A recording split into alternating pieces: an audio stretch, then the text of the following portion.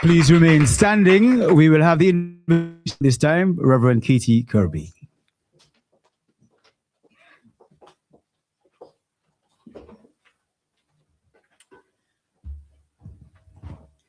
My Bible tells me it's a good thing to give thanks. And so join me in a prayer for our heritage, our people, and our country. Let's pray. Father, we thank you today for what we can claim as our heritage. But your word tells us that these things come from you. And so it's fitting that we say thank you to you today. Thank you for your goodness and your grace, both on our twin island nations and on the Commonwealth in which we are a part. We want to thank you for your goodness, grace, mercy, love, provision, and the future that we hope will be bright and prosperous. We thank you for giving us a home and a hope, purpose and passion, reason to be thankful and grateful. We ask that you be with us this evening. Thank you for being part of our history, but thank you more importantly, Lord, for being part of our future. Lord, in the words of the anthem that we often sing when we come together and what's so beautifully played just now, we pray the words today. God of nations, let your blessings fall upon this land of ours, rain and sunshine ever sending, fill her fields with crops and flowers. We, her children, do implore thee, give us strength, faith, loyalty, never failing, all enduring, to defend her liberty. Thank you for our heritage. We ask this in Jesus' name. Amen. Thank you kindly. You may be seated. As an Antigua and Barbuda and a Commonwealth scholar, it gives me great pleasure to be with you this evening. But now I leave you in the capable hands of your Master of Ceremonies. MK, over to you. Oh, thank you. You're very welcome.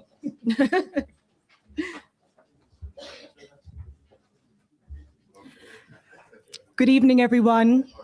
Good evening. So I would like to start this evening by addressing His Excellency Sir Rodney Williams, Her Excellency Lady Sandra Williams, Honourable EP Chet Greene, Sir Vivian Richards, Dr. Ajun Sudu, Ambassador Ali, members of the Commonwealth Secretariat, Her Excellency Karen-Mae Hill, distinguished guests, members of the media, ladies and gentlemen, good evening. Firstly, I would like to say welcome to this evening dedicated to highlighting Antigua and Barbuda's rich cultural heritage and increasing significance as a small but powerful and consistent voice on global matters. My name is Michaela Vivian, and I'm a proud British Antiguan and Barbudan and your host for this evening. This Commonwealth Week holds particular significance for Antigua and Barbudans.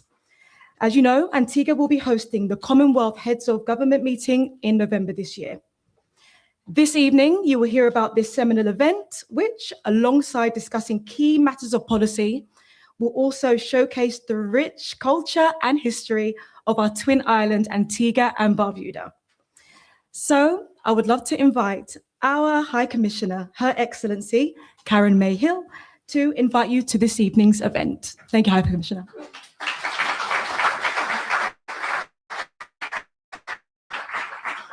Thank you, Michaela.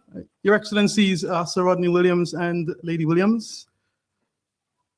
My Minister, the Honorable E.P. Chet Greene, Minister for Foreign Affairs, Trade and Barbuda Affairs. Our national hero, Sir Vivian Richards, my dear friend, Sir Viv. Ambassador Theo and Ali, who's joined us off a flight today as well. And of course, Their Excellencies, Sheikh and Brian McCanny Mason, who are also Antiguan cultural ambassadors. Deputy Secretary General of the Commonwealth, Dr. Arjun Sidhu, distinguished guests, ladies and gentlemen, bonsoir. Sorry, wait, it's Antigua, we shouldn't say bonsoir. Good evening. This has been an incredibly momentous week for Antigua and Barbuda. This is why we have this incredible delegation in town, because later this year, we'll be hosting the 28th Commonwealth Heads of Government meeting. That is not a small achievement. And where's our Director of Tourism? Where's Sherry? She'll be very happy with the flights, I think, when 5,000 guests descend on our Twin Island nation to discuss and engage on the issues of the day. And many of those issues are. But tonight is just a chance for you to get a small taste of a bit more of Antigua and Barbuda beyond the sand, sea, and sun. I will not have much to say because I prefer you to listen to the other guests. And so I welcome you to the Antigua and Barbuda High Commission to this heritage evening. I look forward to interact with you afterwards, and we'll have some Antiguan food and some discussions. And I'll ask the president of our National Association, Lindia Bowers, to bid you a very brief welcome as well. Lindia, come forward.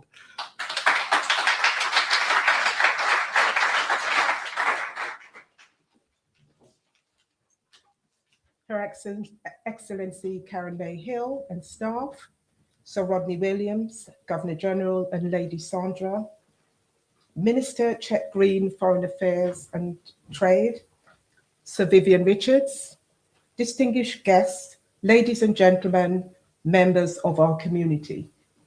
It's a great honor to stand before you this evening as we gather to mark Commonwealth Day, the moment that brings together 56 independent nations and more than 2.5 billion people, united not by geography, but by values and a common purpose.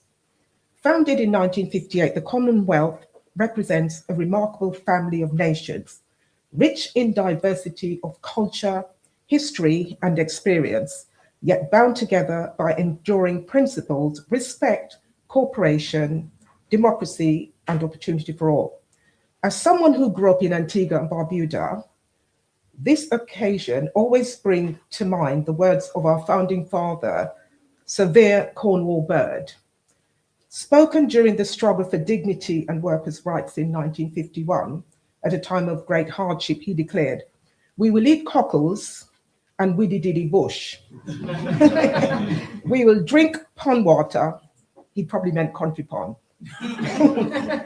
To explain what widdy diddy bush is, in Antigua, this is a historically significant iron-rich and high-protein leafy plant used as food during slavery and strikes in the early 90s. Also, still used sometimes for medicine, colds, and asthma.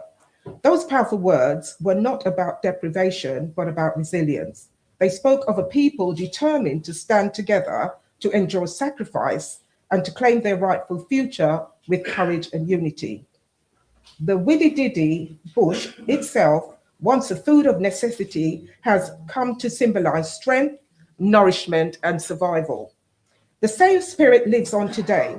Here in the United Kingdom, the Antigua and Barbuda National Association continues to embody those values, bringing our community together, supporting charitable causes, empowering our young people, and proudly celebrating the rich culture heritage of Antigua and Barbuda. This evening, therefore, is not a celebration of Commonwealth, but also a celebration of connection, of friendship across nations, of shared history, and of a future built through cooperation and mutual respect. Thank you for joining us, and I wish you all a happy Commonwealth Day. Thank you.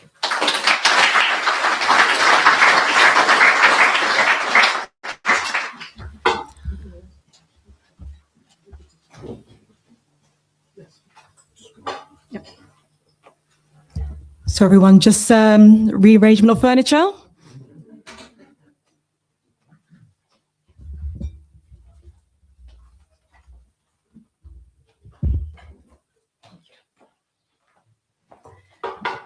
Brilliant. Thank you, everyone. Thank you, High Commissioner. Thank you, President Bowers.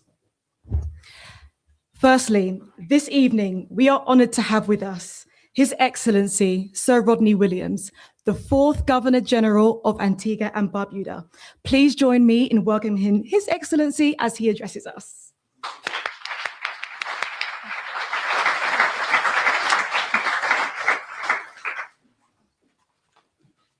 Thank you very much, Madam Chairperson. Honorable EP Chet Greene, Minister of Foreign Affairs, Trade and Barbuda Affairs, our national hero of Antigua and Barbuda, Sir Isaac Vivian Alexander Richards, a name well known all over the world, and no wonder it's so long. Your Excellency Karen-Mae Hill, our High Commissioner of Antigua and Barbuda to the UK,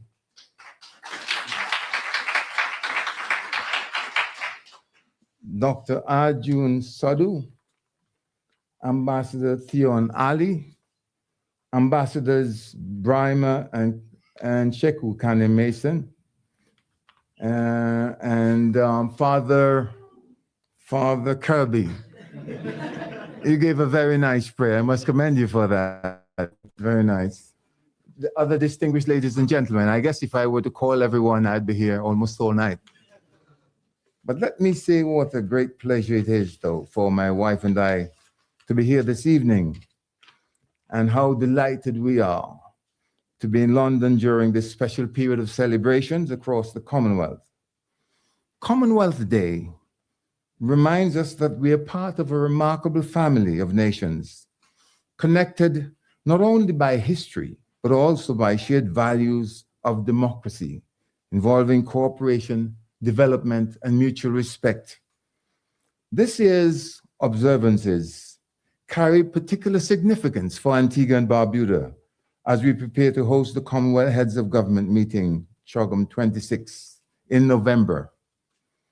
For our small island nation, hosting CHOGM is both an honor and a responsibility.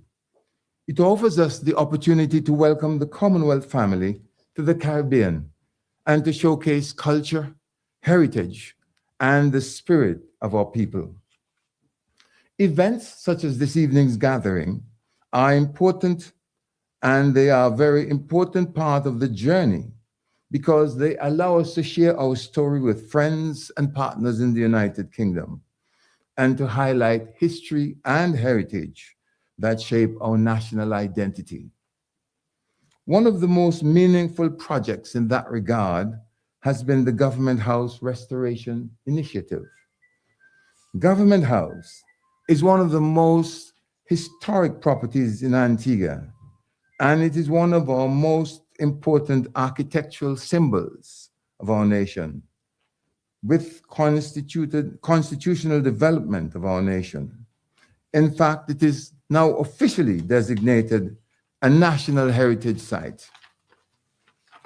Recognizing its national importance, once I became Governor General, Her Excellency Lady Williams and I began an effort several years ago to restore and revitalize the property so that it could be preserved not only as an official institution, but also as a place where residents and visitors may engage with the history and heritage of our country.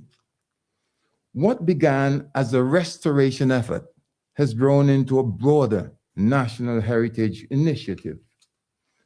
The biggest challenge we had with the restoration was to get the funding for it. So I approached a friend of mine whom I knew, who could do the funding for the project. And he was of the view that I should knock the building down and he would give me $6 million to rebuild it. When I mentioned that to my wife, she said to me she was not in agreement. And I heard her tell others that she put a row of pillows between us for some reason. My view here was an opportunity to finance a building with $6 million, and I wasn't sure that I could find another person who would do that at the time. So she said to me, when you knock a building down, you destroy the history. And she says, do you think the people of Antigua would thank you for destroying their history? Now that one struck a chord with me. And so I gave it some thought for a few weeks. And I asked one or two people around, and they said, no, leave it as it is, don't knock it down. And so I convinced myself that she was right.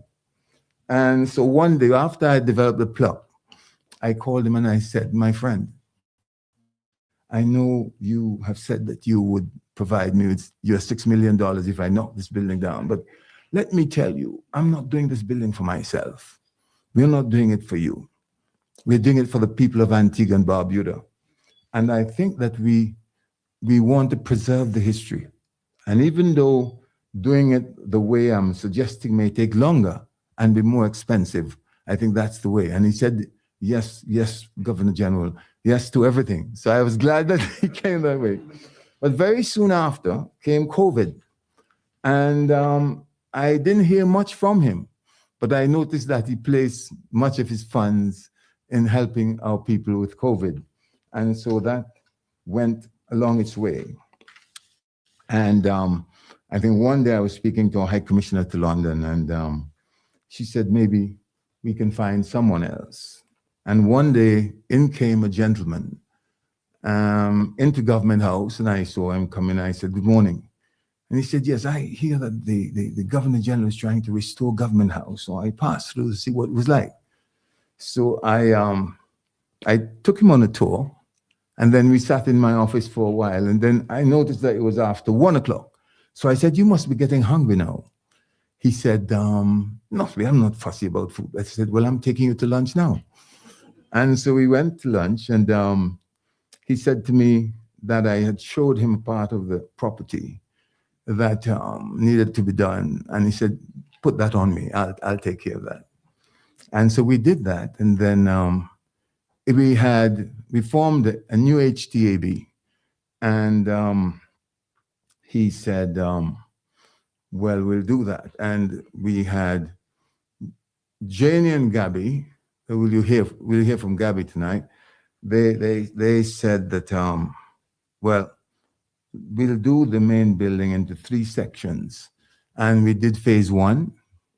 And he said, I'll take care of that. Then we moved on to phase 2. And he said, I'll take care of that. So by the time we reached phase 2, I said, you know something? I'd like to make you the chairman of my fundraising committee. He said to me, you know, I've never been any chairman of any committee except my own. But I said, I think, but he says, I'll take it on anyway.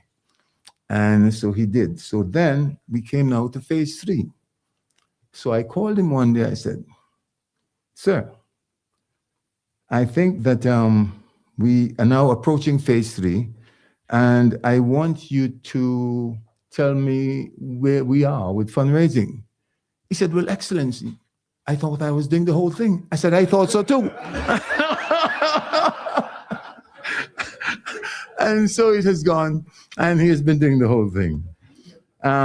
Presently, our HTAB board comprises Her Excellency Karen-Mae Hill as a director, Sir David Harrison, who is also a director, Dr. Gabriel Howell, who is also director and responsible for history and conservation, Mrs. Janie Howell, who is the project manager and the director, and we have P.S. Paula Frederick Hunt, the Accountant General, Mr. Roberts, and Lady Williams also served as vice president for some time, and myself as the president, and Ann Jonas as the secretary. You will hear later this evening from Dr. Gabriela Howell, who serves, as I said, as director of the Heritage Trust Antigua Barbuda, and who has played an important role in shaping the heritage vision associated with Government House project. The work being undertaken is far more than restoring buildings.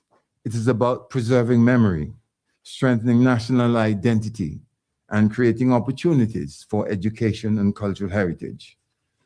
The development of the Government House, which we want to turn into a museum, will allow residents and visitors to explore the constitutional history of Antigua and understand the role of the Governor General within our democratic system and experience aspects of our national history in an engaging and meaningful way.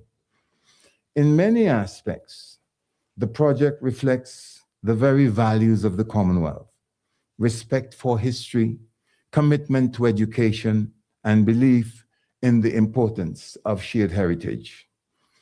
As Antigua and Barbuda prepares to host the Commonwealth Heads of Government meeting in November of this year, we are hopeful that the official opening of the Government House and the formal launch of the Government House Museum will form part of the wider program of national events associated with CHOGM and the anticipated royal visit.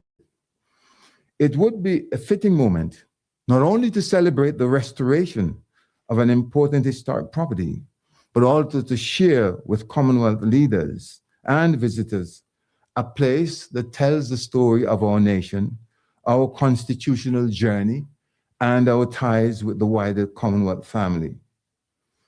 Later this evening, you will also hear about the Windrush story, a powerful chapter in the shared history between the Caribbean and the United Kingdom. The experiences of the Windrush generation remind us that the relationship between our nations is not only diplomatic or historical, but also deeply personal, built upon the lives and contributions of countless individuals who crossed oceans and helped save the societies we know today. As we look ahead to CHOGM in November 2026, Antigua and Barbuda looks forward to welcoming the Commonwealth family to our shores. We hope that many of you will visit and experience our heritage, our culture, and the hospitality which we love to offer to our visitors. Lady Williams and I want to thank the Antigua and Barbuda High Commission in London for organizing this special evening and for the important work that they continue to do in strengthening the ties between Antigua and Barbuda and the United Kingdom. We are grateful to all of you for joining us this evening and for sharing in the celebration of Antigua and Barbuda's history, heritage, and the future within the Commonwealth.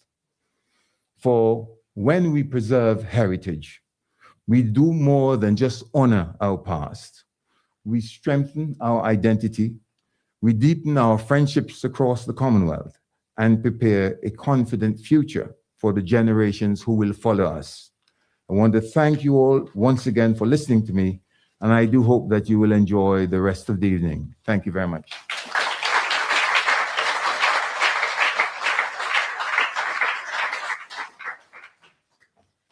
Thank you, Sir Williams. if you do. Next, the Honourable E.P. Chet Greene, the Minister of Foreign Affairs, Trade and Barbuda Affairs in the Government of Antigua and Barbuda.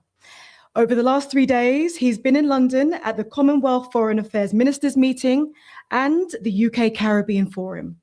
It is my pleasure to invite Minister Greene to address us this evening.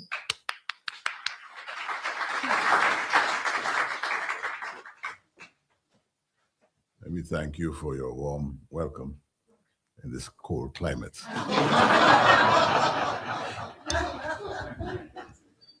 Your Excellencies, Sir Rodney and Lady Williams, I always have problems identifying, introducing, referring to the next person in line. He's not only Sir Vivian, he's our only living national hero, Sir Vivian Richards. Her Excellency Karen-Mae Hill, the hardest working ambassador on the circuit for Antigua and Barbuda.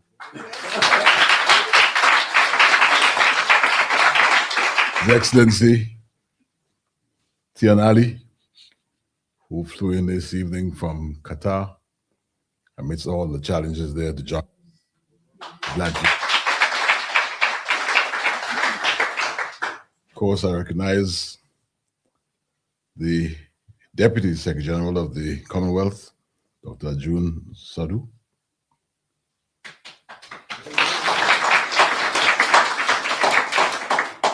Other ambassadors of Antigua, Barbuda, and friendly countries he assembled. To all with us here tonight, I say, good night. You notice that, unlike the GG, I'm without a tie. I don't wear ties in my house.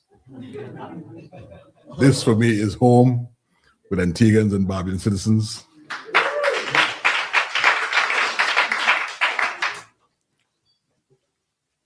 Can I see the hands of anybody here from the St. Paul's area of Antigua? Okay, I only see two. That means campaigning is easy.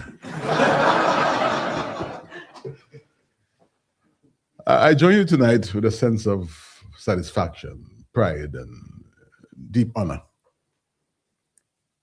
I do so because for the last 3 days, I've been here, along with other Caribbean foreign ministers, engaging in dialogue as part of Commonwealth Week.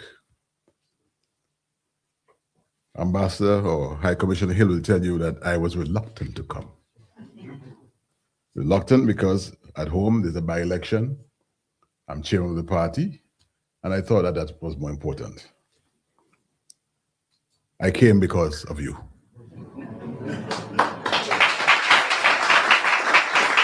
I'm also glad I came because the exchanges have been very, very fruitful. I came because in a few months' time, Antigua Barbuda will be hosting the 28th edition of the Commonwealth Heads of Government meeting in our hometown, St. John's. And I say St. John's because it's the capital city, but I'm hoping to have activities in our St. Paul's area, okay? The hosting of CHOGM this year will happen under the theme Accelerating Partnerships and Investment for a Prosperous Commonwealth. As I reflect on the last 3 days of engagements, I do so with a degree of optimism. Amidst the global challenges, amidst what we may call in the vernacular the madness, there is great hope. There is great hope that 56 countries with a population of 2.5, 2.7 billion people have the potential to change the world and to make the world a more engaging, peaceful, and prosperous place. I'm hopeful because of the very theme that we, Antigua and Barbuda, selected to host this August meeting in November of accelerating partnerships and investment for prosperous Commonwealth resonates with the ambitions of right-minded, right-thinking people. And so though the weather outside may be a little dreary for me from a warm place, there's friendliness in St. John's and the anticipation that the world could see a change for coming to St. John's. And I want to give you assurances tonight on behalf of Prime Minister Brown, the government, the people of Antigua and Barbuda, that we will make a change. Not a simple change of beautiful beaches, the best hospitality one could find anywhere in the world, but a change or the change that we all look for, crave. A change where there's respect, where there's a return to regard for sovereignty, where multilateralism will once again rule, and we'll feel free. Because none of us can claim tonight to feel free. And so coming to St. John's in November is a most important engagement for the world. I made the point on every single occasion for the last 3 days of our ambition of hosting and the takeaway from the hosting, where we expect to host not just the Commonwealth, but all the heads of the Commonwealth, as we make a powerful global statement about the readiness, the cohesiveness, and the vision of the Commonwealth of Nations to present to the world multilateralism in its truest form. To make this happen, we have also taken certain key steps, one of which is to select a winner in the person of His Excellency Sir Isaac Vivian Alexander Richards as the face of CHOGM 2026.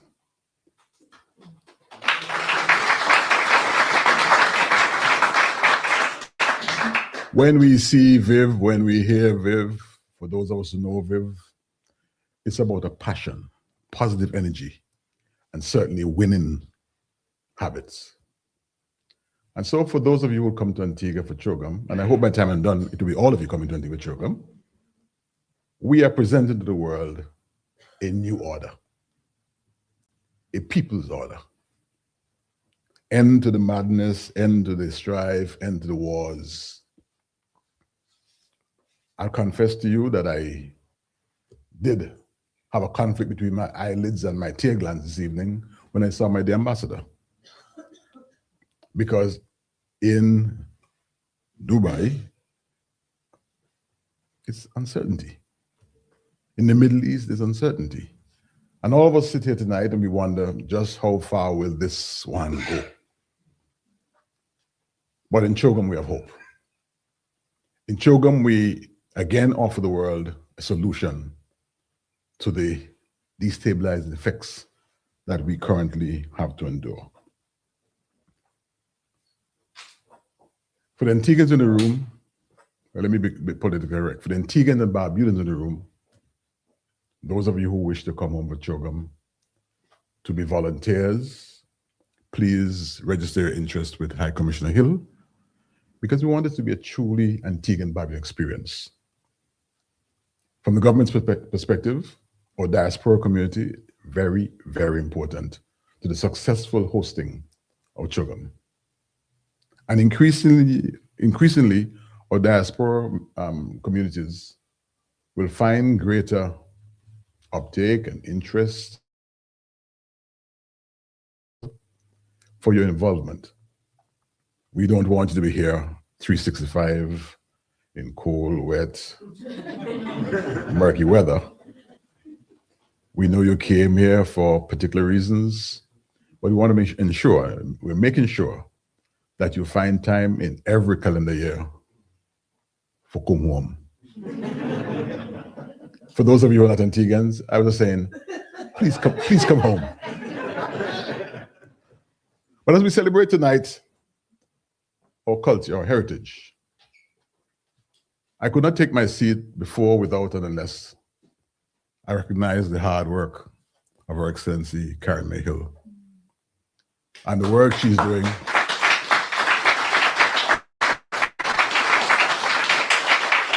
The work she's doing, continues to do, to promote Antigua Barbuda, our people, our culture, and certainly her work allows us to take some boast, like we did in the heyday of cricket. Are there any Brits in the audience? Well, I take my turn. You know, we do take some boast when we see the Brits, because when we see them, we say, cricket, and you watch them slump. And then you say, Viv Richards, and they give you a wry smile. There's a love-hate relationship between Sir Viv and the Brits. They love him because he was such a great entertainer on the cricket field. And they don't quite love him because he was always so quick to deal blows to the British team. And for you, my dear lady, who asked about the Indians, we do embrace the East Indians being the West Indians. And we always, until more recent vintage, we always pride ourselves in being on the winning side of the equation. But tonight is a night for celebration of our culture, our heritage. A proud night for every Antiguan and Barbudan in this room, as we not only celebrate Commonwealth Week, but as we prepare to host the Commonwealth of Nations in St. John's from November 1 to 4 of this year. We are hoping for additional or extra seats, extra flights, and I know each of you would have a place to stay. I'm taking note of the faces I'm seeing, and I have a very good memory. I hope to see you in St. John's. Good night. God bless.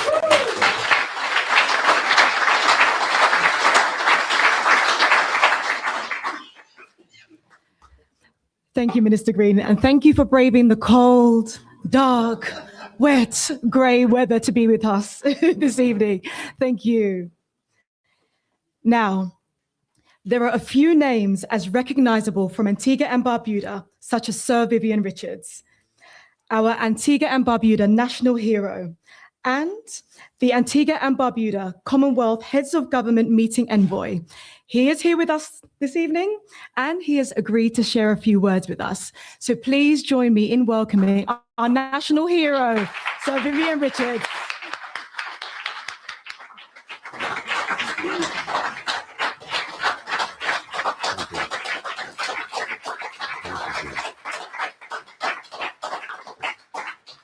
Wow. Every day does get better. Good evening, ladies and gentlemen. Excellencies, Governor General and Lady Williams, Foreign Minister, High Commissioner, distinguished guests, ladies and gentlemen. I'm honored to be invited to speak to you all in my capacity as the Commonwealth Heads of Government Meeting Envoy. I was incredibly proud to represent my country yesterday at the Commonwealth Day celebrations in London. Presenting a cricket bat to His Majesty the King was one of the highlights of my life. And I'm so pleased it will help to give Antigua and Barbuda its moment in the spotlight on the global stage. I've always said that cricket is the biggest sport in the Commonwealth, has enormous power to unite, and we have seen that time and again, most recently in Kigali, when Rwanda's new constructed national stadium helped to unite the Hutus and the Tutsis following the devastating civil war. Cricket is always played in the spirit of defines the Commonwealth, one of solidarity and friendship, and we saw that in all its glory in the recent T20 World Cup. Sadly, the Windies did not triumph on this particular occasion. I'm hoping that they will next time. But my congratulations go to India.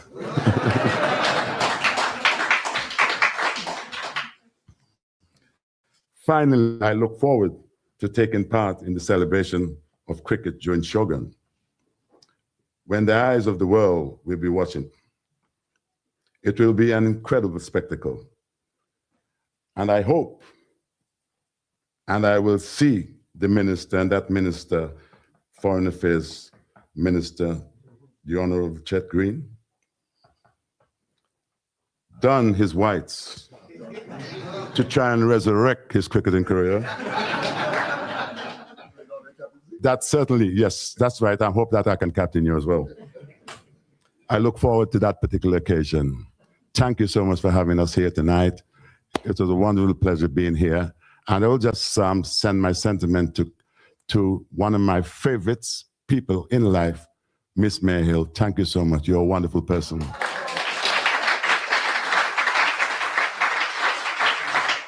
Thank you all.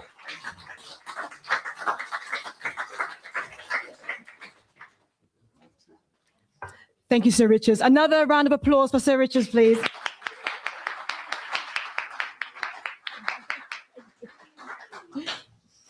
Thank you, everyone. Next, I would like to welcome Dr. Ajun Suhu, the Commonwealth Deputy Secretary General.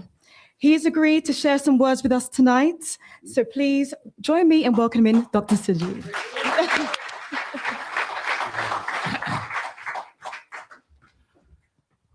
Your Excellencies, the Governor General, Sir Rodney Williams and Lady Williams, Minister of Foreign Affairs, Trade and Barbuda Affairs, the Honorable Chet Greene, High Commissioner Hill, our distinguished Sir Vivian Richards, distinguished guests, ladies and gentlemen.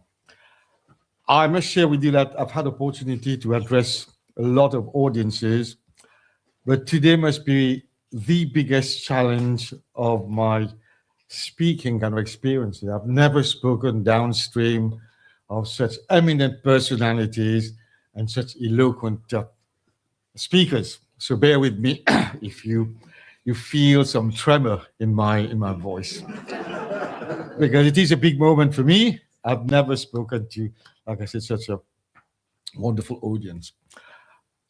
And also the other bad news is that I realized that my speech contains approximately everything that's been said before.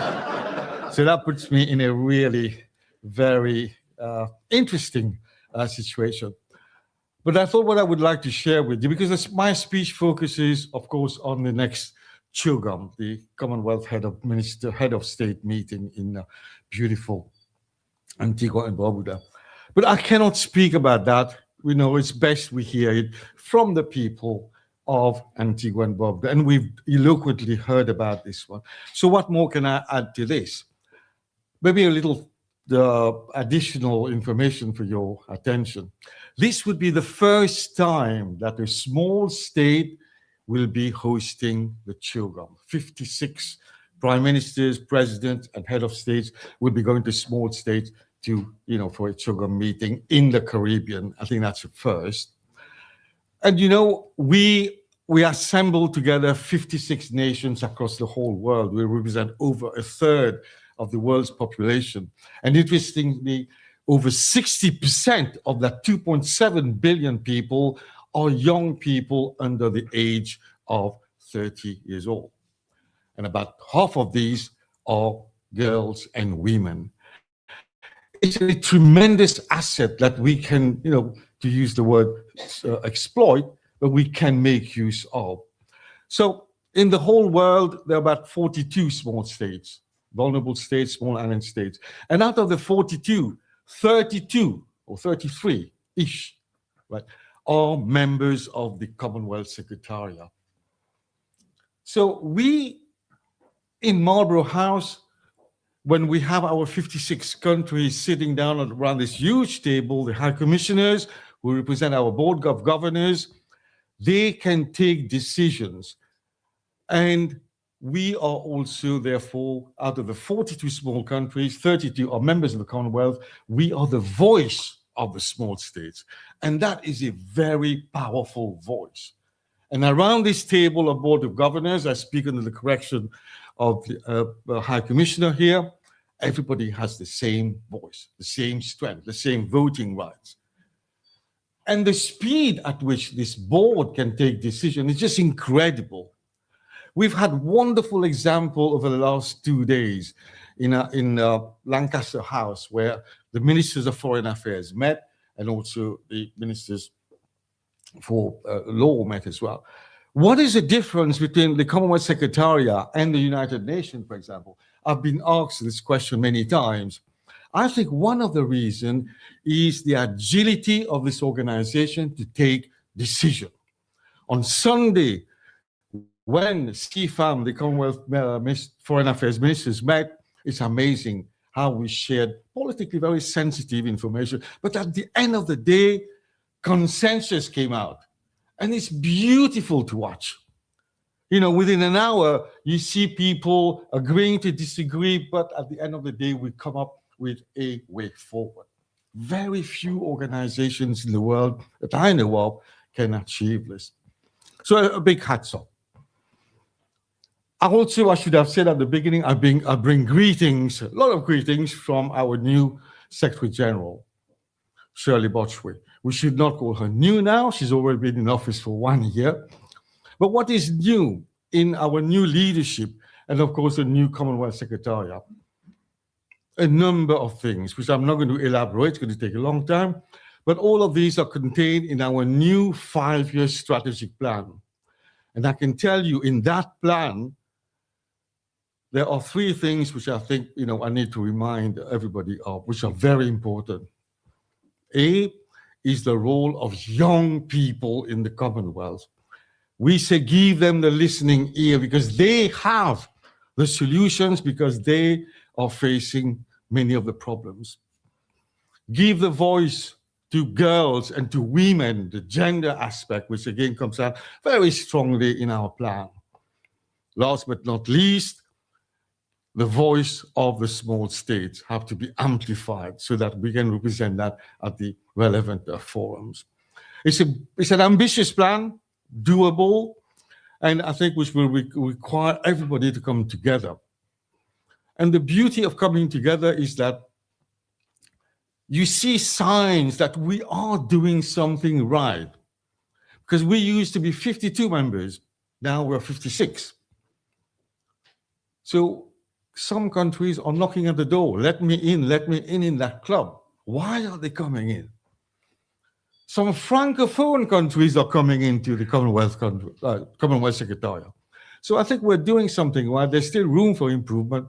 But we want the world to come to the Secretariat. So there's a lot of potential. And I'm going to finish by repeating the need for all countries to be represented in Antigua and Barbuda. I think it's important, for them to be physically there. They can feel, experience the hospitality of a nation, a small island state.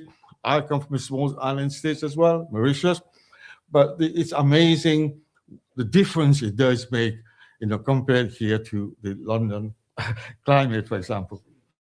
So, ladies and gentlemen, as we look ahead to the November 2026 meeting, we do so with confidence and with a lot of pride.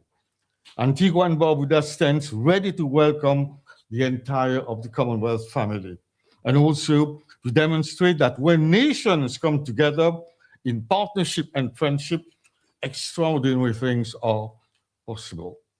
Thank you.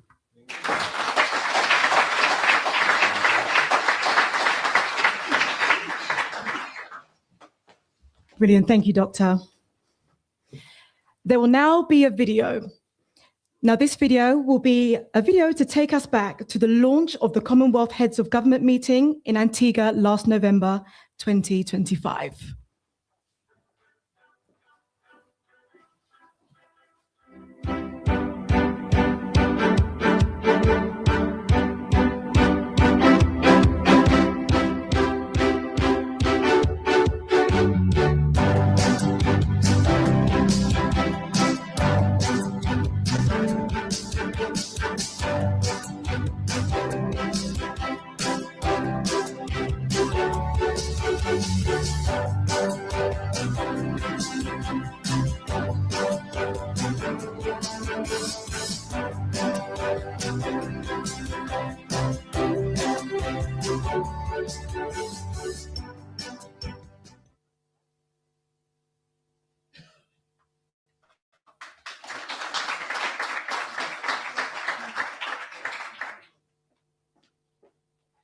Thank you.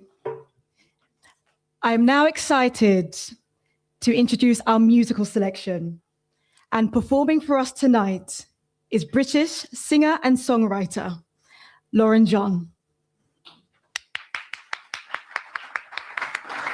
Oops, I'm so sorry. British Antiguan singer and songwriter, Lauren John.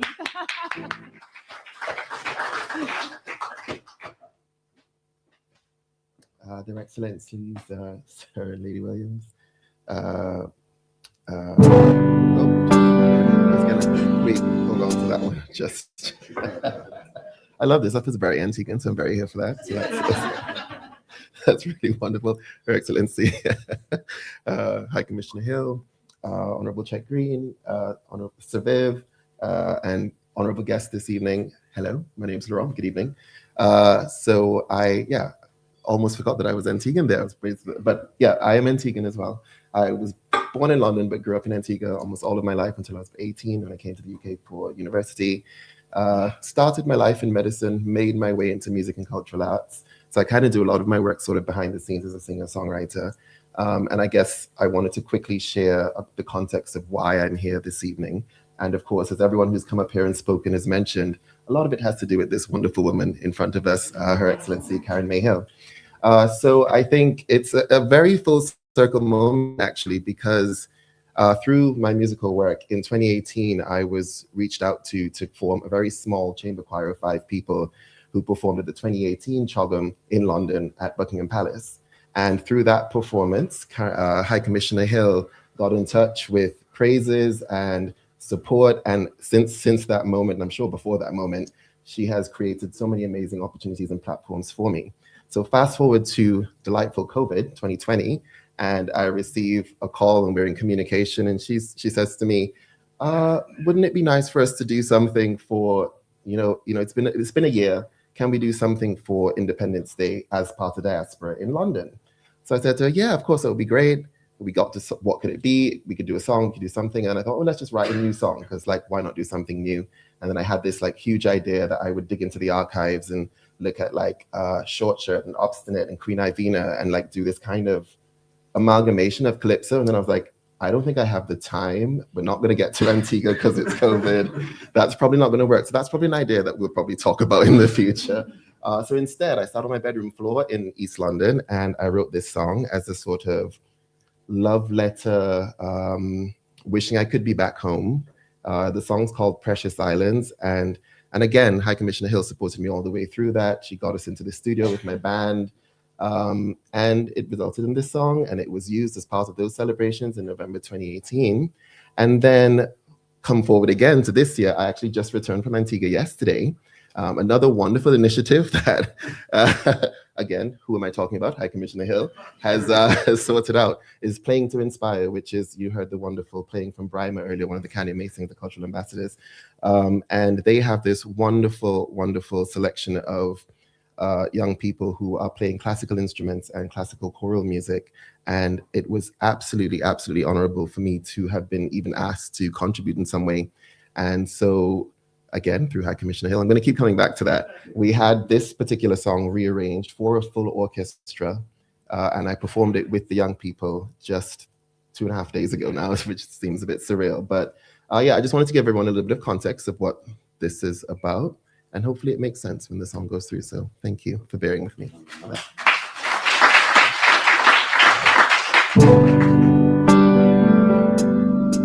It's no that emancipation heals the soul and guides a nation. We fight for freedom. It's never ending. We raise our voices in celebration. Oh, the land of stealing us all. And no matter time or distance or my home, we're one people. We're forging on and on. We've got another day, but the future's strong. Precious silence, walking through. Oh, precious silence. Oh, precious silence. Oh, precious silence. So dear to me. Why stand beneath me? A cold tells her keep her heart free. Justice and mercy bring love to me. Bring in the valley of the sea. Oh, the lovers of the sea have heard my song. No matter time or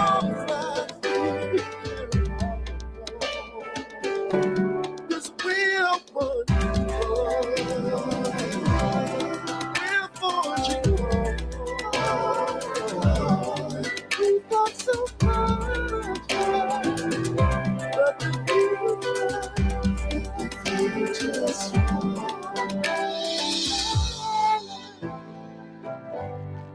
walking through. Oh, precious silence. Oh, precious silence. Oh, precious silence. So dear to me.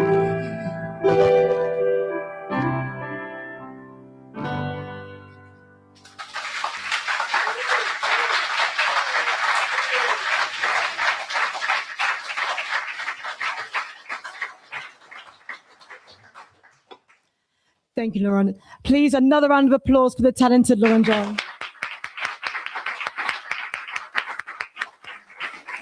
Thank you, everyone. Now we move into our presentations. Next, we welcome Denise Ladiette, the director of the National Windrush Museum.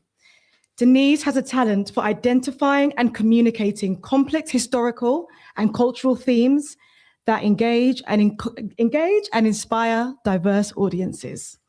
Please join me in welcoming Denise Ladiette.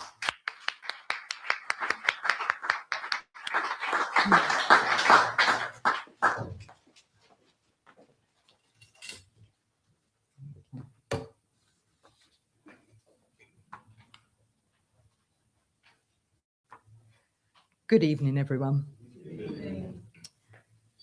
His Excellency Sir Rodney Williams, Governor General, Lady Williams, Honourable EP Chet Greene, Minister of Foreign Affairs, Trade and Barbuda Affairs, Sir Vivian Richards, icon of Antigua and Barbuda, Dr. Arjun Suhud, Deputy Secretary General of the Commonwealth, distinguished guests, ladies and gentlemen, all protocol observed. Thank you for having me. I hope to add my voice to the chorus on Antiguan heritage. As the museum director of the National Windrush Museum, I'm going to share some insights with you about a slice of Antiguan and Barbudan Windrush. And in the spirit of International Women's Day, I'm going to focus on some of the women from our twin nation state.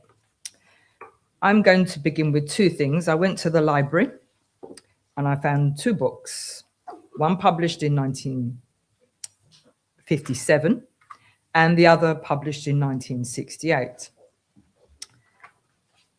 The book from 1968 gives some important context as it shows a table of emigrants as a percentage of West Indian populations. Antigua census at the time was 54,060 people at the time. The numbers recorded between 1955 and 1961 numbered 4,687 Antiguans into the UK. I could give you the figure for Jamaica, but I won't. I will say that we were among the third smallest. I think only Montserrat was smaller than us. However, what was interesting about Montserrat is in terms of its ratio to people, because at the time it had 12,000 people, 12,167, but their emigrant population was 3,835. So almost a third of the population. I thought that was important to give some context when we talk about the Antiguan slice of the Windrush story. Now, my second extract from a book is a book written by Joyce Eggington, and this one was published in 1957, and it's called They Seek a Living.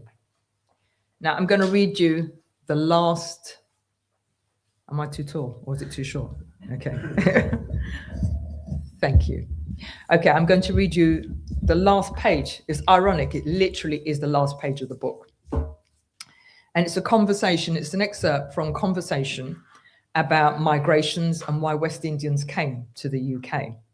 And so in the midst of this conversation, this is the passage I've chosen. And it begins like this. There was a boy from Antigua, aged 20 or so, who explained this belief quite simply. They were talking about migration. He had just arrived at Dover and was traveling on a crowded boat train to London. It was midwinter.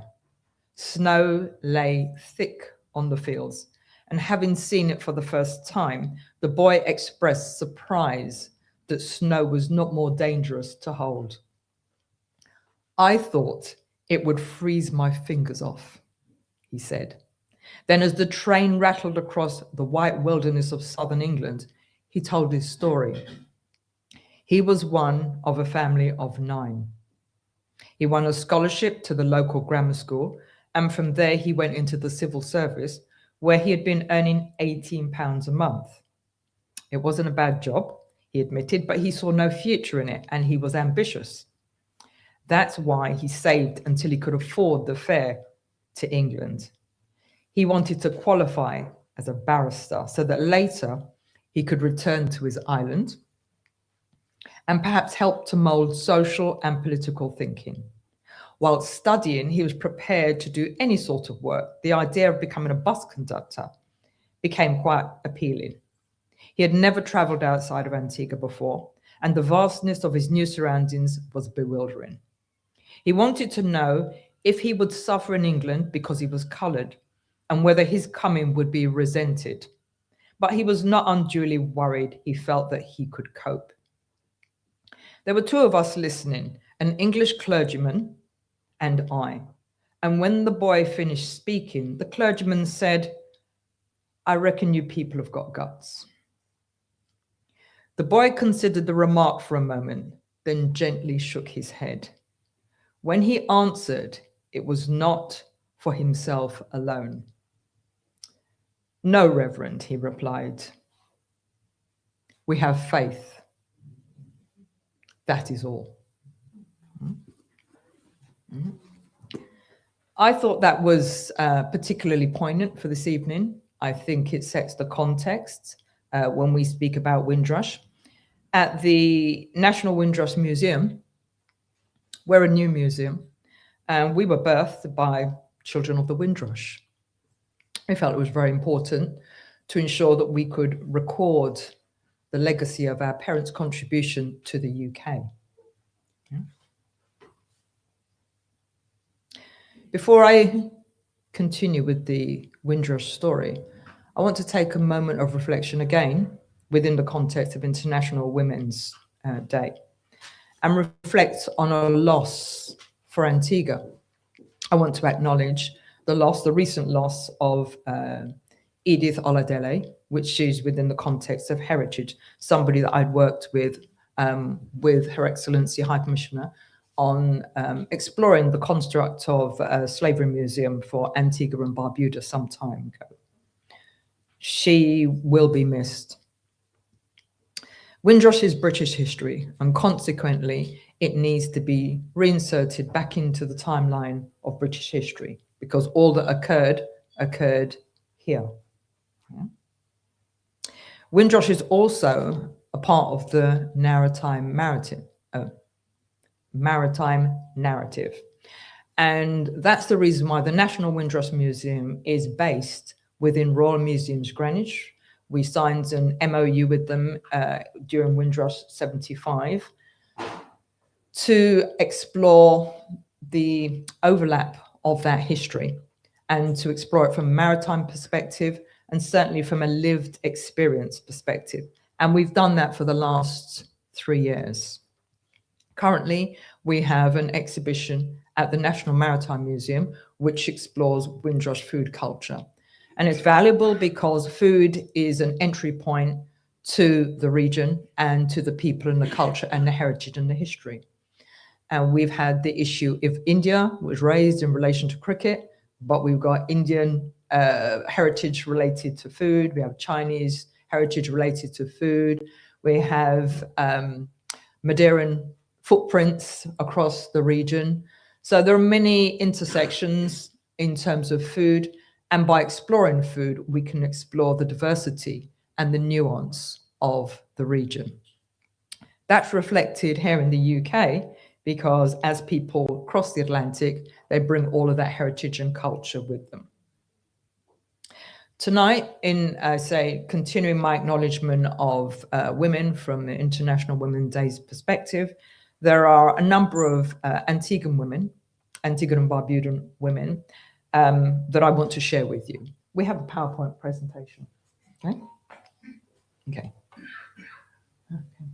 I'm going to begin with a personal legacy. For myself, I grew up, my parents, the words I grew up with in the household were Bendels, Hamilton, Greencastle. Those are the words that echoed through our home in my lifetime. My father, I recently discovered that my father came up on the SS Ascania, and I have a uncle, Caribbean uncles, yeah, meaning not your uncle, but uncle, okay, who came up on the same ship as my father. Both of my parents have now passed, but sustaining those links with individuals who remain has always been very important. So I discovered this ship that my father was on, and in the process of hunting down the records to get the log for that. But when I was able to call my Uncle Benji, he said, yes, that was a ship. And consequently, on traveling with my father, he became my eldest sister's godfather, Caribbean tradition. So my mother is Ruth Lydia, but she was a Lewis, and she was a twin, which is why you see I put Naomi Lewis, because unlike most people, I was fortunate to have two mothers. Yeah. And so one still is in Cushu Hill, so, just close to Gloria's. So I still have one mother left, although I've lost my maternal mother, I still have a mother, and I always honor her in the way that I can. So my personal history began with that, but in terms of the women, we are looking at Professor Dame Donna Kinnair. The National Windrush Museum has worked with a number of these women. Professor Dame Donna Kinnair was instrumental during the pandemic here in the UK. If you recall, when the Prime Minister Boris Johnson at the time emerged to talk about the measures that would be taken, there was always a woman by his side that was talking to the health condition and the workers, and that was Professor Dame Donna Kinnair of Antiguan Heritage. And we hosted Professor Dame Donna Kinnair, at the Queen's House at the Royal Museums, Greenwich, where she delivered a Windrush lecture for us. And that was very well attended by a number of Antiguans that came as far as Ipswich, Leicester, Leeds, and His Excellency Sir Rodney Williams and Lady Williams were in attendance that evening. Professor Dame Donna Kinnair is currently the chair of the Runnymede Trust, which is a significant think tank within the UK. And she's not in her role at the Royal College of Nursing, but she plays an instrumental role in shaping policy in the UK. Yeah. So I give you Professor Dame Donna Kinnair.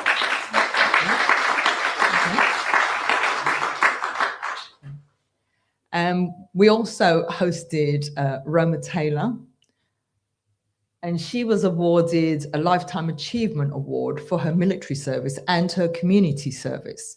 And it was extraordinary, and I hope to show you a film of a visit. We invited her to bring a delegation of Windrush elders from Wales. There were a total of 70 of them, over 70. They got on the coach at 4 o'clock in the morning. Most of them are over 70, 4 o'clock in the morning. They told me that they didn't go to sleep that night. So they came down and they spent the whole day with us at the museum because they had made a film detailing their lives in Wales, so Windrush, Wales. We arranged for another 70 individuals, Windrush individuals, to join them so that they could share their Windrush stories across Wales and London. And that was really significant. And I hope to be able to show you just a clip of that. But that work that she has achieved in bringing those people together and providing support for them is extraordinary. So I give you Roma Taylor.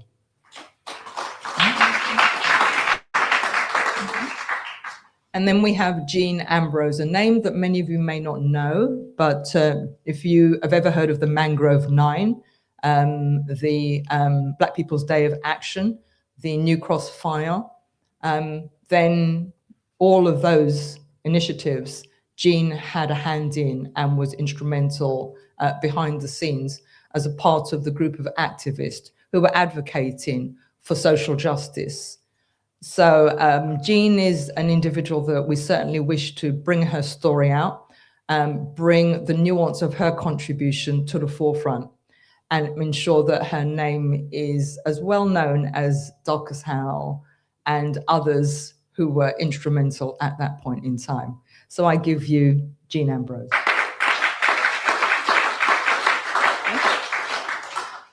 In the spirit of heritage, I now give you Janet Brown, who has over 20 years in the Victoria and Albert Museum. Janet was instrumental, again, in partnership with Her Excellency Karen-Mae Hill, in bringing Edith Oladele to London. And she delivered a lecture that has gone down in history as a substantial lecture on Black history. And Janet's work has continued in terms of being a beacon for heritage and Black involvement in the heritage sector, which was very sadly lacking in diversity. But Janet has been a champion and ensuring that underrepresented voices have been brought to the forefront. So again, I give you Janet Brown. Okay.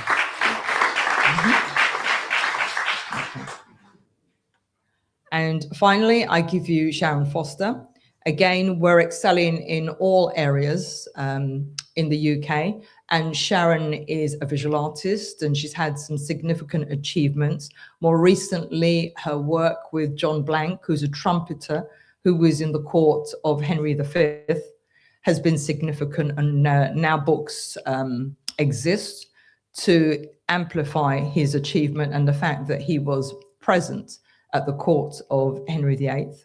So Sharon has contributed to a number of exhibitions, and she continues her artistic practice. And again, another artist that we hope to amplify her voice and her contribution to the fine art landscape within the UK. So again, I give you Sharon Foster. I've just had a roll call of individuals that you can read. I'm not going to read them all out to you because I know you can read. They're just some individuals, they're just some names. And the reason I list them is I again give you that very small number, 4,000 plus, just under shy of 5,000. But within that 5,000, we've certainly punched far above our weight.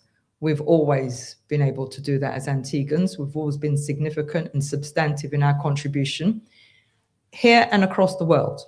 But I just give you the names of some of them that have contributed. And if I'm in the way, I shall move out now. Okay. Okay, so Google will be your friend for these individuals. Yeah? Okay, so I'm going to leave you now with an excerpt of the visit that Roma Taylor was instrumental in. These are the elders that she works with quite tirelessly. And they're a really substantive group of individuals. As a National Windrush Museum, we're mindful that the Windrush experience and story isn't simply in London, it's national. I can't tell the story of Bristol, I wasn't there, nor Wales. We are now starting to work with Ireland and Scotland, but we've worked quite extensively with Wales thus far and the Midlands. Our board members come from across the UK, and we have a regional council. We have a development council, and we also have a next gen council who all work in parallel, ensuring that there's diversity in the way that we translate the Windrush narrative. But I'm going to leave you with an excerpt of a visit that they made to Royal Museums Greenwich with us and spent the day. So do enjoy, and thank you for having me.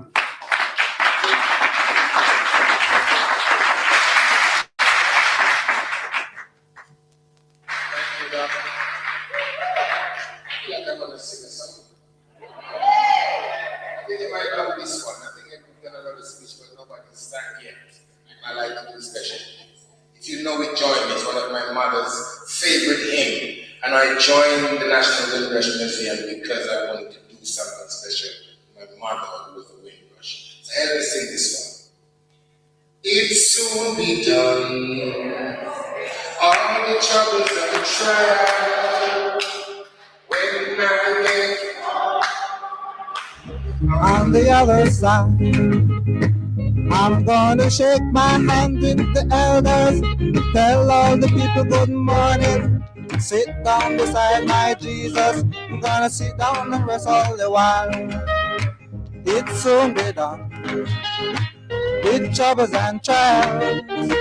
When I get home on the other side, I'm gonna shake my hand with the elders, tell all the people good morning, sit down beside my Jesus, sit down and rest all the while. It soon be done with troubles and trials. When I get home on the other side, I'm gonna shake my hand with the elders, tell all the people good morning, sit down beside my Jesus, sit down and rest all the while.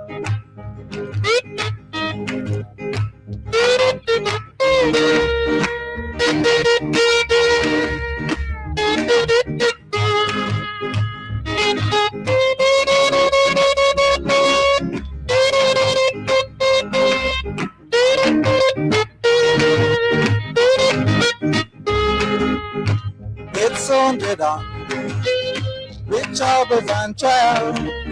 When I get home on the other side, I'm gonna shake my hand with the elders, tell all the people good morning, sit down beside my Jesus, sit down and rest all the while. It's soon be done with troubles and trials. When I get home on the other side, I'm gonna shake my hand with the elders, tell all the people good morning, sit down beside my Jesus, sit down and rest all the while. It's a delight to be a part of something that is going to encourage the younger generation to be more understanding and to give more time to their cultural heritage. I am so pleased that I'm able to contribute to such a legacy. Thank you. Watching the Windrush video, I think it shows the generation now, what the past generation went through, which I feel we need to hear, because a lot of us do not know our history. We're not taught these things, but hearing it from the people who actually passed through these things is very vital, and we will be able to pass the story on to the other generation so that it's never forgotten. No, it made me feel sad because I was about that age, you see, and up to now I don't know where I am. I'm just satisfied with where I've been. I started crying, so for me it was very profound.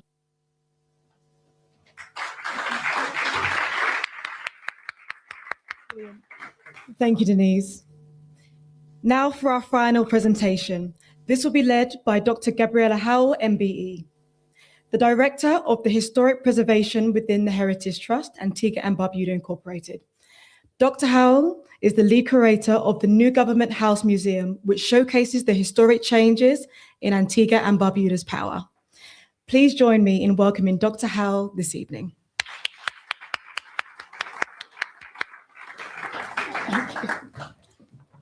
Good evening. Good evening, Your Excellency Sir Rodney Williams and Lady Williams. Good evening, Your Excellency Karen-Mae Hill. Good evening, Sir Viv. Good evening, Ambassador, and good evening to Minister Greene and to everyone here. His Excellency provided an excellent update, and Lady Williams, can I say that I am very glad you fought to keep Government House. This evening, I want to share a story of a building that has quietly witnessed centuries of Antigua and Barbuda's history. Government House has been a place of authority, ceremony, and decision-making, but until recently, much of its own story had been hidden behind walls. Today, I'll take you through the restoration of this historic building and the creation of something entirely new within it, the Government House Museum. The building we now call Government House is in many ways an enigma. What we do know is that for more than a century, it has required constant repair. In the archives, there are letters dating back to the 1890s requesting funds to fix leaking roofs and unstable floors.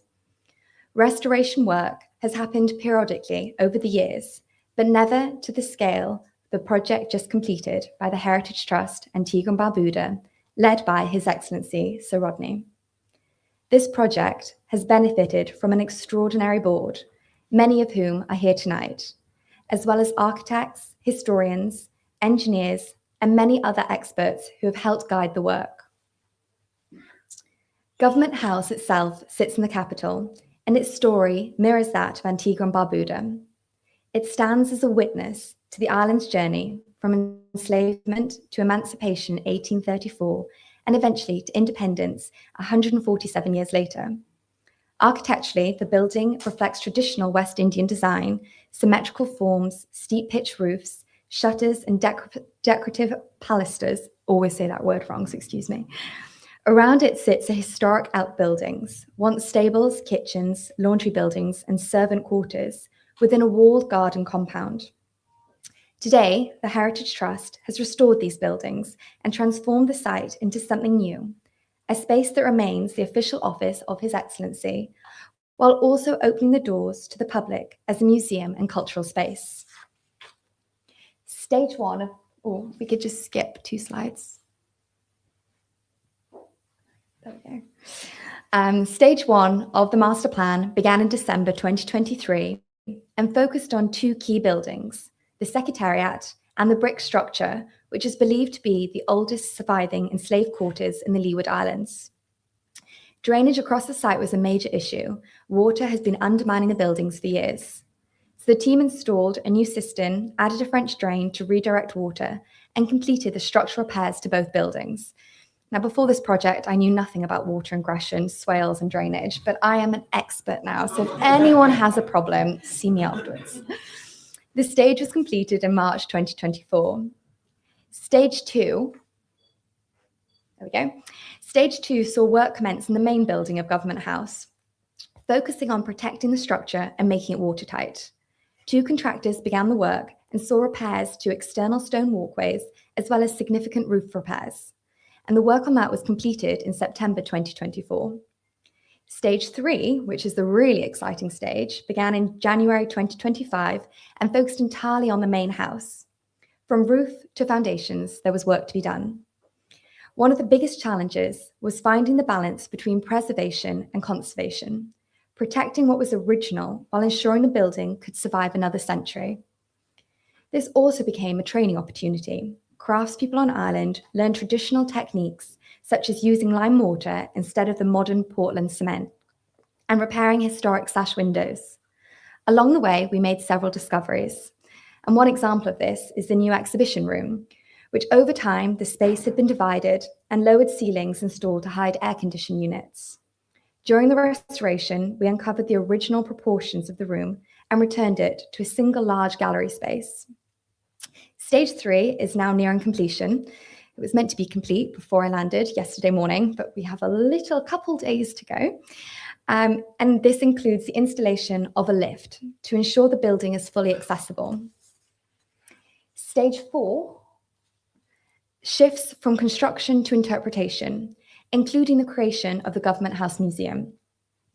Now, on this part of the project, one of the most important aspects was restoring the historic furniture within Government House. And that was led by Mrs. Janie Howell, who's with us today in the audience. Among these pieces is a remarkable billiards table, reportedly used by the sailor prince, later King William IV, and by Horatio Nelson during their time in Antigua. Many of these carefully researched pieces have now undertaken restoration and will be displayed as part of the museum experience. We also discovered, next slide please. We also discovered several historic portraits traditionally sent to the governor across the British Empire by the monarchy.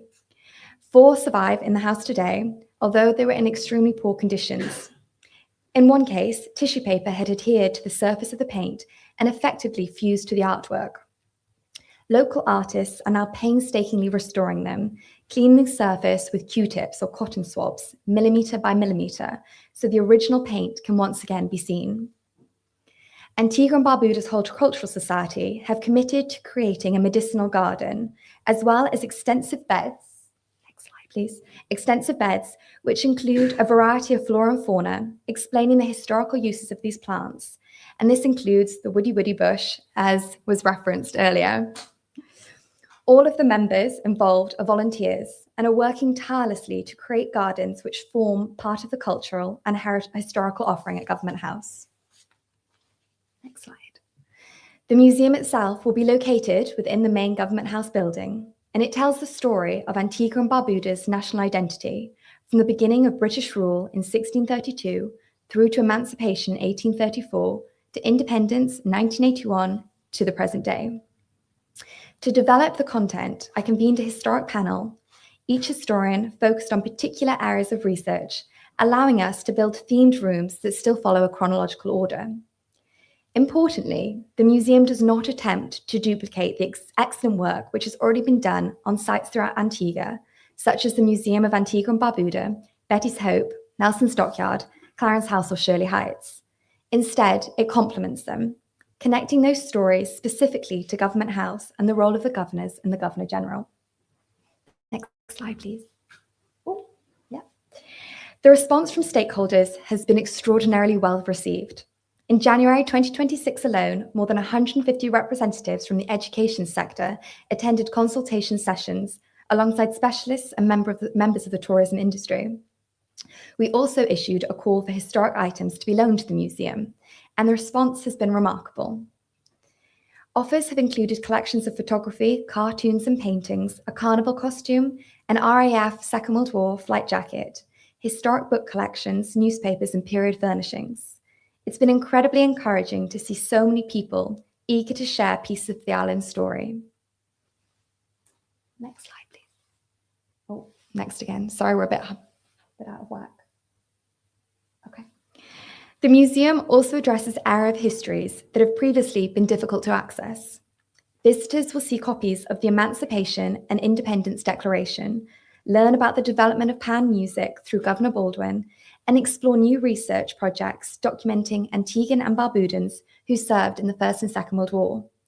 Before this project, a complete list of those who served simply did not exist. And while we know there are still many names missing, this is now the most comprehensive record ever compiled. Last slide, please. In closing, the restoration of Government House has been an extraordinary journey of preservation, research, and collaboration. This building once represented the centre of colonial authority on the island. Today, it becomes a place of learning, reflection, and shared history. The creation of the Government House Museum ensures that this space is not only preserved, but meaningful for future generations. Local students will be able to visit free of charge, ensuring that the island's history remains accessible to everyone.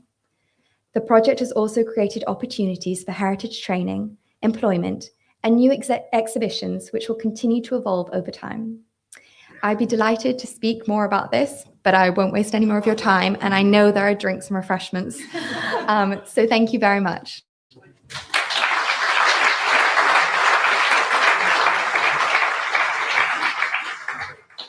Thank you, Doctor.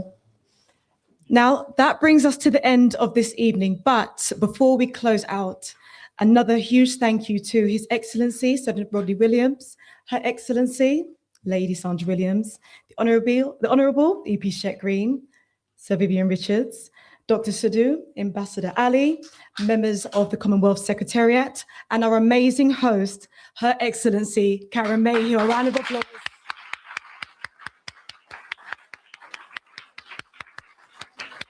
And thank you all for your attendance this evening. And as Doctor mentioned, there are refreshments, so we will end this evening. Again, it's been a pleasure being your host. And thank you to guests, and get home safe.